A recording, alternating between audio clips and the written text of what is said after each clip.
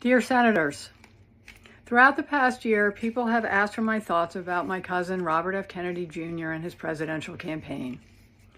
I did not comment, not only because I was serving in a government position as United States Ambassador to Australia, but because I have never wanted to speak publicly about my family members and their challenges. We are a close generation of 28 cousins who have been through a lot together. We know how hard it's been, and we are always there for each other.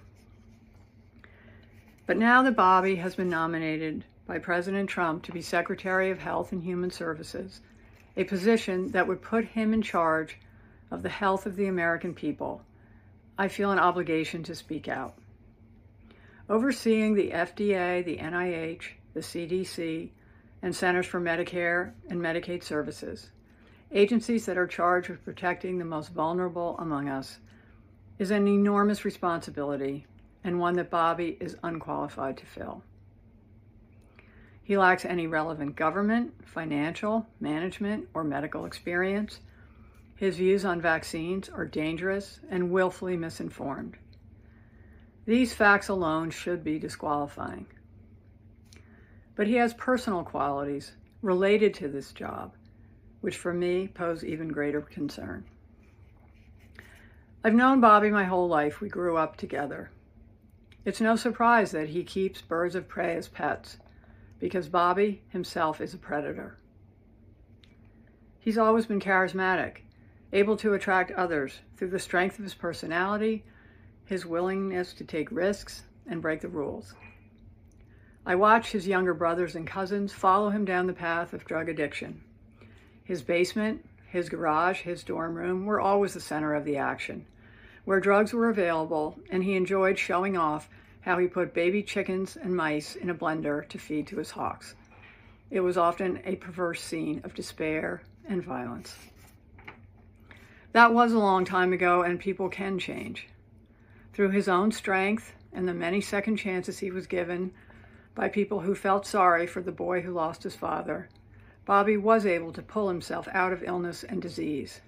I admire the discipline that took and the continuing commitment it requires.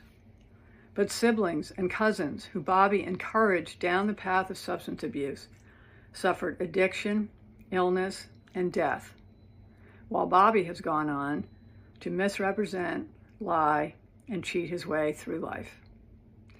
Today, while he may encourage a younger generation to attend AA meetings, Bobby is addicted to attention and power. Bobby preys on the desperation of parents of sick children, vaccinating his own kids while building a following hypocritically discouraging other parents from vaccinating theirs.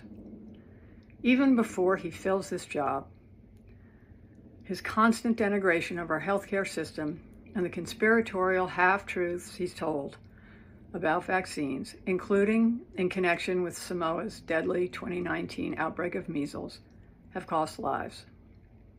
And now we know that Bobby's crusade against vaccination has benefited him in other ways too. His ethics report makes clear that he will keep his financial stake in a lawsuit against an HPV vaccine. In other words, Bobby is willing to profit and enrich himself by denying access to a vaccine that can prevent almost all forms of cervical cancer and has already been safely administered to millions of boys and girls. During my time in Australia, I worked on the Quad Cancer Initiative, and I learned that cervical cancer is among the top 3 forms of cancer among women in a majority of countries. Tragically, every year, more than 200,000 children lose their mothers. They are orphaned due to a lack of vaccines and screening. Those are the real-world consequences of Bobby's irresponsible beliefs. We are a close family, and none of that is easy to say. It also wasn't easy to remain silent last year when Bobby expropriated my father's image and distorted President Kennedy's legacy to advance his own failed presidential campaign, and then groveled to Donald Trump for a job. Bobby continues to grandstand off my father's assassination and that of his own father. It's incomprehensible to me that someone who is willing to exploit their own painful family tragedies for publicity would be put in charge of America's life and death situations. Unlike Bobby, I try not to speak for my father, but I am certain that he and my Uncle Bobby, who gave their lives in public service to our country, and my Uncle Teddy, who devoted his long Senate career to the cause of improving health care, would be disgusted. The American healthcare system, for all its flaws, is the envy of the world.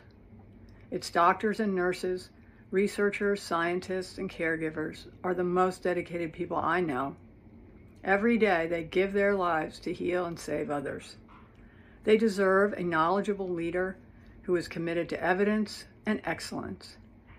They deserve a secretary committed to advancing cutting-edge medicine to save lives, not to rejecting the advances we have already made.